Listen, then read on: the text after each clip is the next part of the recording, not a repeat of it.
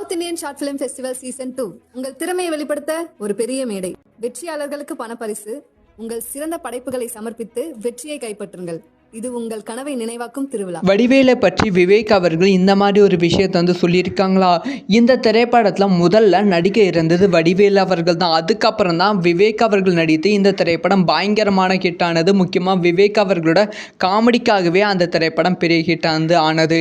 இதை பற்றி ரொம்ப டீட்டெயிலாக தான் பேச போகிறோம். ரொம்ப முக்கியமான வீடியோவாக தான் இருக்க போகிறது.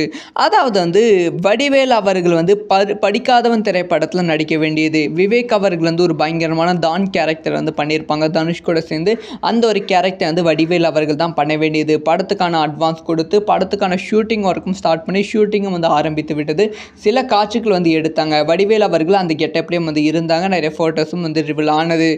சில காட்சிகள் எடுத்துக்கொண்டு இருக்கும்போது வந்து இயக்குனருக்கும் வடிவேலுக்கும் வந்து ஏதோ சின்ன பிரச்சனை ஏற்பட்டதால் ரொம்ப கோபம் வந்து ஷூட்டிங் ஸ்பாட்டில் இருந்து வடிவேல் அவர்கள் போயிருக்காங்க. இதனால் வந்து தனுஷ் வந்து கோபப்பட்டு வேறு யாரையா நடிக்க வைங்க சார், ஸோ விவேக் சாரை போய் கேளுங்க, அப்படி விவேக் சாரும் ஒத்துக்கலாம்னா நம்ம போண்டாமணி சாரை வைத்து நடிக்க வைக்கலாம் அப்படி சொல்லி போண்டா அப்படின்னு வந்து தனுஷ் அவர்கள் சொல்லியிருக்காங்களாம். அதுக்கப்புறமா வந்து விவேக் கிட்ட வந்து இந்த படத்தை பற்றி கேட்கும்போது இந்த படத்தில் நடிக்கிறீங்களா அப்படின்னு சொல்லும்போது வந்து விவேக் அவர்கள் உடனே வந்து ஓகே சொல்லியிருக்காங்க.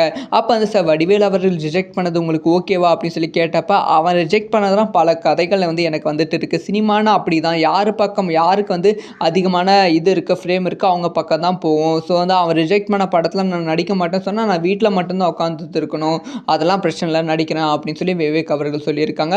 அதுக்கப்புறமா வடிவேல் அவர்கள் நடித்த காட்சிகள்லாம் மீண்டும் மீண்டும் பார்த்துட்டு இது எப்படி நடிக்கணும், வேறு மாதிரி நடிக்கணுமா அப்படி சொல்லி இயக்குநர்களுக்கிட்ட பேசி நல்லா பயங்கரமாக வந்து நடித்து கொடுத்துருக்காங்க.